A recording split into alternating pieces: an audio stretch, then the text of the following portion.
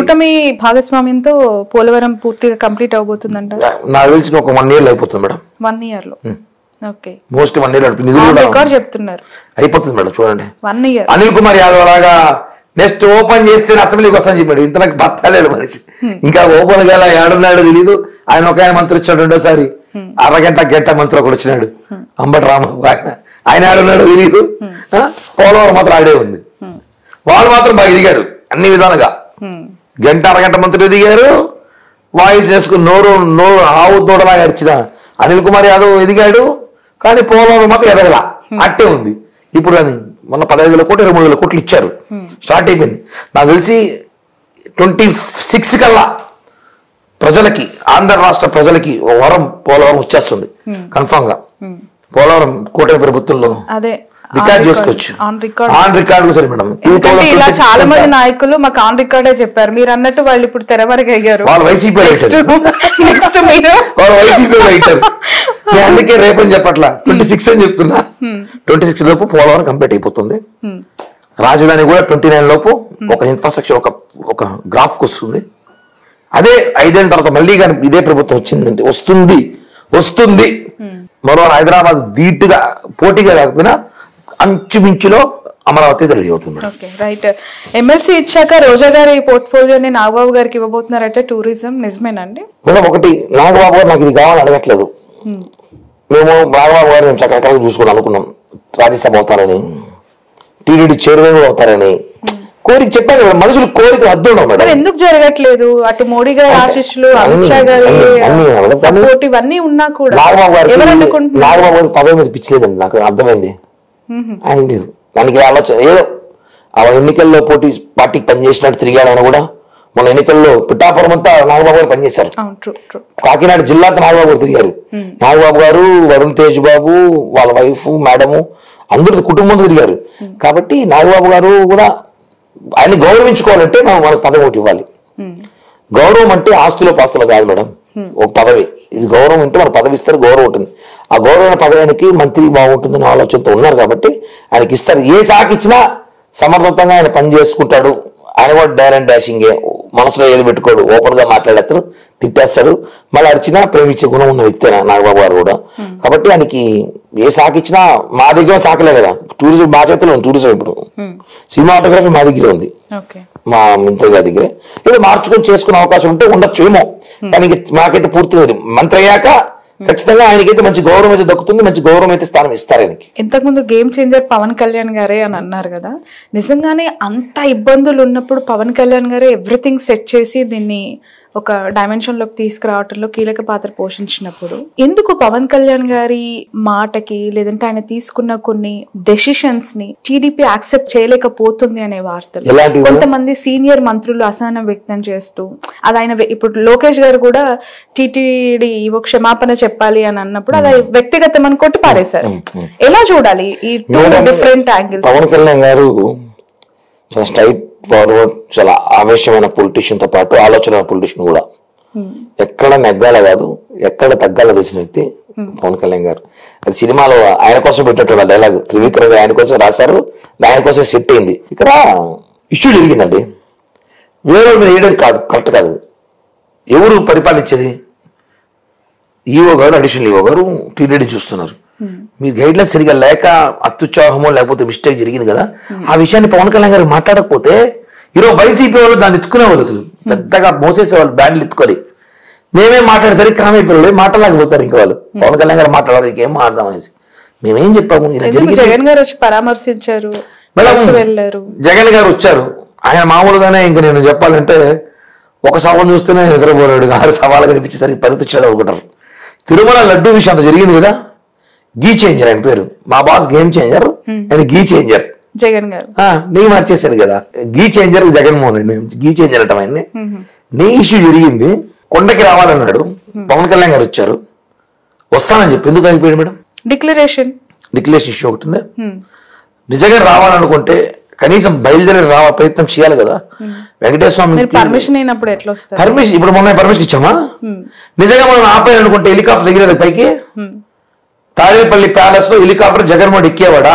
మేము రాకూడదు అనుకుంటే చెప్తే హైలైట్ దిగి వెళ్ళిపోయాడు. పవర్ మా చేతుల్లో ఉంది, మేము చేయాలంటే జగన్ గారు ఎక్కువ చేయాలి, మాకు అంత అవసరం లేదు.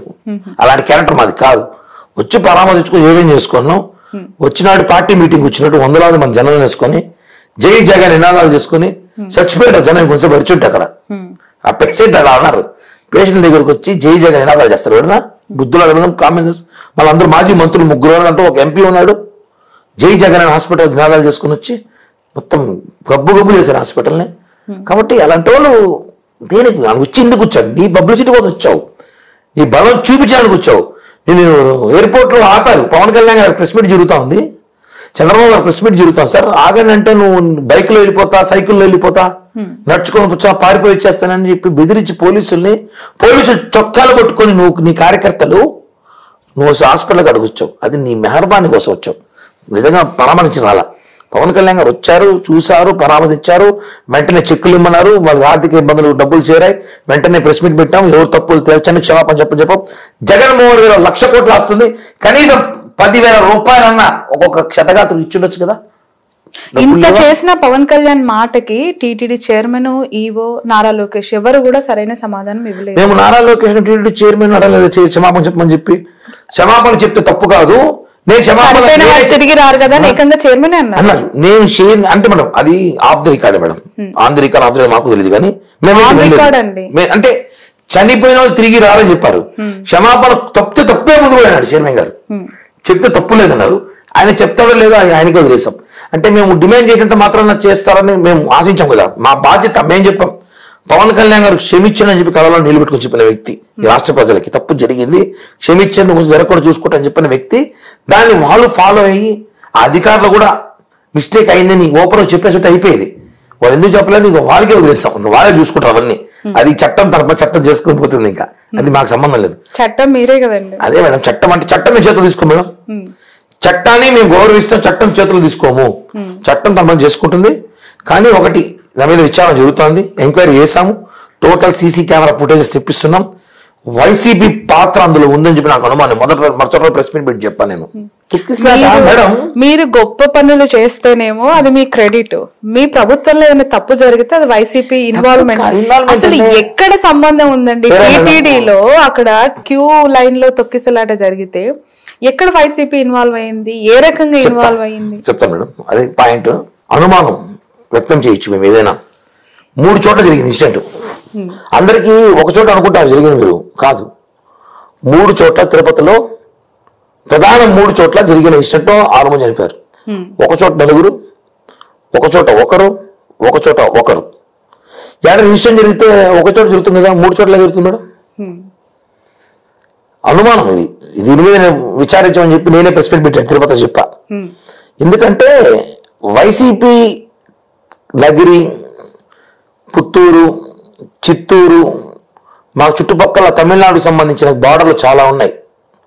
అక్కడి నుంచి డబ్బులు ఇచ్చి వైసీపీ శ్రేణులు కొంతమంది పిలిపించి తొక్కిసలాట కారణమయ్యారేమో అనుమానం అయితే ఉంది. అది సీసీటీవీ ఫుటేజ్ తీయండి, ఎందుకంటే ఒక చోట ఇన్సిడెంట్ జరుగుతుంది, ఒకే రోజు ఒకే టైంకి 3 చోట్ల జరుగుతుంది మేడం. ఇంత ఒకే టైంకి, అది కూడా ఇంత సెన్సిటివ్ ఇష్యూస్ పైన ఇలా నోరు జార్ అనేస్తారా, ఇంటెన్షనల్ గా అనేస్తారా? చాలా షాకింగ్ అనిపిస్తుంది. పవన్ కళ్యాణ్ గారు కూడా లడ్డు విషయం అసలు నేషనల్ వైడ్ గా దుమారం రేపింది. ఇప్పుడు కిరణ్ రాయల్ కూడా అలాంటి నేషనల్ లెవెల్ దుమారం కాంట్రవర్షియల్ స్టేట్మెంట్ ఇది. మీరు పెట్టొచ్చు కదా, సీసీ ఫుటేజెస్ పెట్టొచ్చు, లిస్ట్ ఆఫ్ అక్కడ పిలిగ్రిమ్స్ పెట్టొచ్చు, క్యూ లైన్ లో. మేడం అన్ని ఏర్పాట్లు చేశాం, అనుకున్న దానికన్నా భక్తులు విపరీతంగా వచ్చారు. దానికి కారణం ఏందో సార్, కూటమి ప్రభుత్వమే. జనం ఎక్కువ రావడం, ప్రశాంతంగా తిరుమల. ఇప్పుడు ఈ వైకుంఠ ఏకాదశి అంగరంగ వైభవంగా చేసుకోవాలి. ఈ వైకుంఠ ఏకాదశికి భక్తులు తరలేరండి పిలుపునిస్తే వాళ్ళు తరలే లారీలో వచ్చేసారు, జనం భారీగా వచ్చారు. పోలీసులు ఉన్నారు మేడం, తక్కువ ఉన్నారు అంటే తక్కువని కాదు మేడం, ఒక వ్యవస్థ ఎక్కువ 10,000 మంది పోలీసులు 1,00,000 మంది వస్తారు మేడం, కంట్రోల్ చేయడం కష్టం. 3 చోట్ల పెట్టాము. అప్పటికి వ్యవస్థని ఆ రోజు 20 కౌంటర్లు పెట్టాం, 3 స్థానాల్లో 25 కౌంటర్లు పెట్టాం. ఇన్సిడెంట్ 3 స్థానంలో ఒకేసారి ఒకే టైం 10 నిమిషాలు ఎలా జరిగింది, ఇది పాయింట్. ఒక చోట జరుగుతుంది మేడం, 3 చోట్ల జరిగింది, 3 చోట్ల తొక్కిసలాట జరిగింది. తొక్కిసలాట వ్యక్తులు కూడా రకరకాల మనుషులుగా ఉండరు, అందరూ కూడా తేడాగా ఉందని ఎందుకు ఉంది అనుమానం. 1 వెంకటేశ్వరం తెలియాలి, 2 నిజాలన్నీ కూడా ఎంక్వైరీ చేస్తున్నాం, బయటకు వస్తాయి. అప్పుడు చూద్దాం. చెప్పలేం అంటే మేము వైసీపీ నాయకులు పని ఉండొచ్చు అంటున్నాం. నేను కూడా క్వశ్చన్ మార్క్ ఆరోపణ ఏమేమి చేయొచ్చు మేము. ఇంత అనుమానం ఉన్నప్పుడు అక్కడ ఉన్న సిబ్బంది పైన చర్యలు ఎందుకు తీసుకున్నారు? ఏ సిబ్బంది మేడం? ఎస్పీ గానీ ట్రాన్స్ఫర్ చేసాం. గౌతమి అనే ఒక లేడీ ఐఏఎస్ ఆఫీసర్ ని ట్రాన్స్ఫర్ చేసాం. ఒక డిఎస్పీ గా సస్పెండ్ చేస్తాం. డిఎస్పీ గారు డైరెక్ట్ గా లైవ్ లో దొరికాడు. అంటే ఆ రోజే అనుమానం ఉంది మాకు వైసీపీ చేసిన పని అని చెప్పి వాళ్ళని వెనకేసుకోవచ్చు కదా, సమర్థించవచ్చు కదా ఇష్యూని. ఇన్సిడెంట్ జరిగిన ప్రజలు ఉన్న పరిస్థితిలో ఆ వేడి మీద మనం తప్పు చేసినా కూడా మేము తప్పు చేయాలని చెప్పడం కరెక్ట్ కాదు. ఆ ఇన్సిడెంట్ లో మనం యాక్షన్ తీసుకోవాలి ఖచ్చితంగా. ఎందుకంటే భక్తులు వచ్చేసారు, మిస్టేక్ జరిగింది. ఆ మిస్టేక్ కారకులు ఎవరో మేము పట్టుకుంటున్నాము. ఆ రోజు వెంటనే మేము మరుసటి రోజే మాట్లాడి చెప్పాం వైసీపీ పని అయి ఉండొచ్చు. ఎందుకంటే జగన్ గారు రాకుండా ఉంటే మేము నమ్మేవాళ్ళం కాదు. ఆ ఇన్సిడెంట్ జరగడం, జగన్ రావడం, హాస్పిటల్ గారు జగన్ వాళ్ళు ముట్టడించడం, వాళ్ళు ఆడిన గేమ్, వాళ్ళు సోషల్ మీడియా, హాస్పిటల్లో చూసారా పేషెంట్లు సిలైన్తో పాటు పెరిగేసి ఫోటోలు ఫోజులు ఇవ్వడం, ఇవన్నీ చూస్తుంటే జగన్ కథ ఏమైనా ఉందేమో ఇందులో అనే ఒక అనుమానం అయితే ఆ రోజు వ్యక్తమైంది. సో తొందరలో మీరు ఇంట్రాగేషన్ చేసి పూర్తి వివరాలు పడతా మేడం.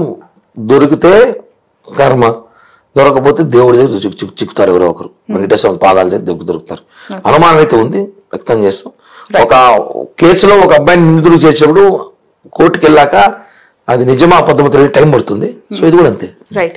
కిరణ్ గారు బాగా బిజీగా ఉంటారు. ప్రెస్ మీట్లని ఏదో ఒక ఇష్యూలో కౌంటర్ అటాక్ అని చేస్తూనే ఉంటారు. ఏం సినిమాలు చూసారు రీసెంట్ గా? ఇది సంక్రాంతి ఏదో వచ్చింది మేడం, గేమ్ చేంజర్ చూసా. తర్వాత సంక్రాంతి వస్తున్నాం, ఆ సినిమాలు చూసాం మేడం. సినిమాలు అప్పుడు చాలా తక్కువే. ఇప్పుడు ఓటీటీ వచ్చాకంట ఓటీటీయే థియేటర్లు బాగా తగ్గించేసాం మేడం. ఏదో బాగా రేర్. హైదరాబాద్కి వస్తే థియేటర్ సినిమా తిరుపతి చూడండి మేడం. హైదరాబాద్ కి బెంగళూరుకి వచ్చినప్పుడు ఆడపోయి చూస్తా. తిరుపతి చూడాలంటే కొంచెం ఇబ్బందిగా ఉంటుంది సినిమా చూడాలంటే మాకు. సో మీ నాయకుడు గారి కుమారుడు గేమ్ చేంజర్ చూసారు? గేమ్ చేంజర్ చూసాం మేడం. మా సినిమా కదా, వెంకటేష్ గారు చూసాం. బాలయ్య సినిమా మిస్ అయింది, వీళ్ళు చూడాలి సార్. అది కూడా చూస్తాం, ఎందుకంటే మా కోట వీళ్ళు హీరోనే ఆయన కూడా. ఇప్పుడు పుష్ప 2 చూడలేదు? చూసాం మేడం. ఎందుకు చూడం మేడం, రీసెంట్ గా అంటే ఓల్డ్ అయిపోయింది పుష్ప 2. యాడింగ్ అది కూడా వచ్చింది కదా, క్లిప్పింగ్. అవన్నీ చూడలేం మేడం. పుష్ప 2 రిలీజ్ అయిన 1 వీక్ కింద చూసాం. అంటే చూడాలంటే మరి చూడకుండా ఎవరెవరో సోషల్ మీడియాలో పెట్టినంత కాదు. కానీ మీ పార్టీ ఎమ్మెల్యే బహిరంగంగా ఖండించాడు, మీకు భయం లేదు? అసలు చూడొద్దు, ఎలా చూస్తారు? సినిమానే చూడాలి, రాజకీయం చేయాలి. సినిమాని రాజకీయం ఇప్పుడు ముడిపెట్టకూడదు. రాజకీయ సినిమా ముడిపెడితే ఇప్పుడు తెలంగాణ పరిస్థితి చూసారా, పుష్ప ఇష్యూ ఈ రేవంత్ రెడ్డి గారు సీరియస్ యాక్షన్ తీసుకొని సినిమా లేకుండా ఆపేసి ఆర్థికంగా నష్టపోతారు డిస్ట్రిబ్యూటర్లు. సినిమాలు చాలా మన సినిమా అంటే హీరో, మీరు అందరూ సినిమా అంటే హీరో హీరోయిన్ ప్రొడ్యూసర్ డైరెక్టర్ కాదు, దాని వెనకాల వేలాది మంది పనిచేస్తున్నారు. వాళ్ళందరూ కడుపుకుంటున్నట్టు అయిపోతుంది మేడం. కాబట్టి అది ఇష్యూ జరిగింది, తప్పు, దాన్ని సరిదిద్దుకు ప్రయత్నం జరుగుతుందని చెప్పి పవన్ కళ్యాణ్ గారు చెప్పారు. Okay final. సినిమా చూడొద్దని చెప్తే మాత్రం చూడకూడదు. నేను చూడకపోతే ఓటీటీలో వస్తుంది, ఇంట్లో చూస్తాను. మీరు డిసిప్లిన్ పాటించట్లేదు జనసేనలో. సినిమా పొలిశెట్టి శ్రీనివాస్ గారు చూడండి, ఇక్కడ మీ కిరణ్ రాయల్ గారు మీరు వద్దన్నా సరే సినిమా చూసి బహిరంగంగా ఖండించారు పుష్ప 2 చూడొద్దని. ఇక్కడ కిరణ్ రాయల్ గారే చూసేసారు. మమ్మల్ని ఎక్కడ చూడుతున్నారు? ఏపీలో చూడొద్దు, తెలంగాణ చూడొద్దు, బెంగళూరులో చూడొద్దు, అసలు పుష్పనే చూడొద్దు అన్నారు మిమ్మల్ని. అవునా మేడం, బెంగళూరు అంటే సినిమా ఇంట్లో పోతుంటే పోలాం అంటే అబద్ధం. ఎప్పటికీ థియేటర్ ఖాళీ అయిపోయినప్పుడు చూసాం మేము. ఇంకా 6వ రోజు 7వ రోజుకు థియేటర్ ఖాళీ అయిపోయినాక వెళ్ళి చూసాము. ఇప్పుడు ఓటీటీలో వచ్చేస్తుంది మేడం. చూసి చూడకపోతే అబద్ధం. ఓకే మేము చూడలేదు, మేము చించినా పొడిచా చెప్పిన అబద్ధం అన్ని. ఓపెన్ మీరు డైరెక్ట్ ఓపెన్ చెప్పాను. నేను చూసా 1 వీక్ తర్వాత చూసా. నాకైతే అంత ఇంప్రెస్ సినిమా అయితే కాదు. ఆ సినిమా చూసి నేరగాళ్ళు ఇంకా నేరాలు చేసి నేర్చుకోవచ్చు ఇంకా బాగా. మీ జిల్లాకు సంబంధించిందే కదా మా సినిమా, మా తిరుపతే కదా అది, అందుకే చూడాల్సి వచ్చింది. మా తిరుపతి, మా గంగమ్మ గుడి, మా జాతర ఏంటి కథ సినిమాలో అనేసి. ఇంకెవరో చూడకపోతే ఓకే, నేనేమనుకో మా ఊరి సినిమా మేము చూడాలి కదా, అందుకే చూస్తారు. ఎలా చూస్తున్నారండి అంటే as a Janasena of course, లేదంటే ఆ ఫ్యామిలీకి సంబంధించిన హీరో మూవీ కాబట్టి మేడం, అది నాకు ఇక్కడ అరెస్ట్ ఇష్యూ అంతా కూడా మీకు తెలిసి ఉంటుంది. అరెస్ట్ ఇష్యూ పవన్ కళ్యాణ్ గారు కూడా ఖండించారండి. సినిమాగా చూడండి, సినిమా మీద కక్ష కట్టకూడదు, సినీ పరిశ్రమ చాలా ఇబ్బందుల్లో ఉంది, దాన్ని కాపాడాల్సిన బాధ్యత ఉందని చెప్పారు. కాబట్టి దాని గురించి ఎక్కువ కామెంట్ చేయకూడదు. బట్ వాళ్ళ ఫ్యామిలీకి అంతా బాగానే ఉన్నారని అనిపిస్తుంది మేడం. అంటే ఇది ఆ ఎలక్షన్ ముందు ఆ కర్నూలు పోయి అనవసరంగా అల్లు అర్జున్ అదొక పెద్ద రచ్చ చేసుకున్నాడు. ఆ ప్రచారం పోయి అతనికి శిల్పా రవి ఎవరు అతను ఎమ్మెల్యే ప్రచారం, అది కొంచెం బాగా అంటే ఎందుకంటే ఈరోజు అల్లు అర్జున్ ఫ్యామిలీకి అల్లు అర్జున్ ఎన్నైనా చెప్పని మెగా అని లేకపోతే నో అల్లు అర్జున్. మీరు కానీ రికార్డ్ చేసుకోండి, మెగా లేకపోతే నో అల్లు. మెగాస్టార్ అంటే అందరూ ఆయన మెగాస్టార్ అయినా చిరంజీవి గారు పవన్ కళ్యాణ్ గారికి దారేసిన ఆయనే. మీరేమో ఇలా అంటారు, ఆయన ఫ్యాన్స్ ఏమో అల్లు అనే లేకపోతే మెగా అనే లేదు అని వాళ్ళు అంటారు. అల్లు రామలింగ అల్లు చేసుకోకపోతే మెగా ఎక్కడ వాళ్ళు అంటారు. మేడం అది ఫ్యామిలీ ఫ్యామిలీ. అంటే చంద్రబాబు నాయుడు కూడా ఎక్కడ చూశారు, ఎన్టీ రామారావు అల్లుడు అయిన తర్వాత ముఖ్యమంత్రికి అవకాశం వచ్చింది. పర్సనల్ గట్స్ ఎథిక్స్ కావాలి.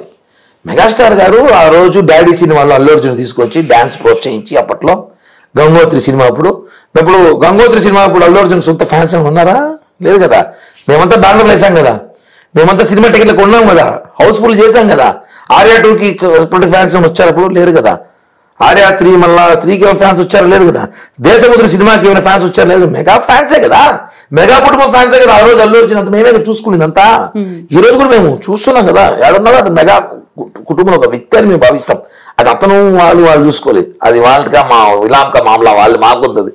మేమైతే వాళ్ళు అతను మెగా ఫ్యామిలీలో ఉన్నాడు కాబట్టి అతని సినిమాలు చూసాం. మేము ఆ రోజులు బ్యానర్లు పెట్టినాం, థియేటర్గా టపాసులుగా ఇచ్చినాము, సంబరాలు చేసుకున్నాం, పొట్టేలు కోసి భోజనాలు పెట్టాం. అవన్నీ ఎందుకు చేసామంటే నువ్వు మెగా కుటుంబంలో వ్యక్తి, చిరంజీవి గారు వ్యక్తి, ఆ రోజు ఆడియో ఫంక్షన్ చిరంజీవి గారు కళ్యాణ్ గారితో వచ్చే వ్యక్తి కాబట్టి అలా అనుకున్నాం.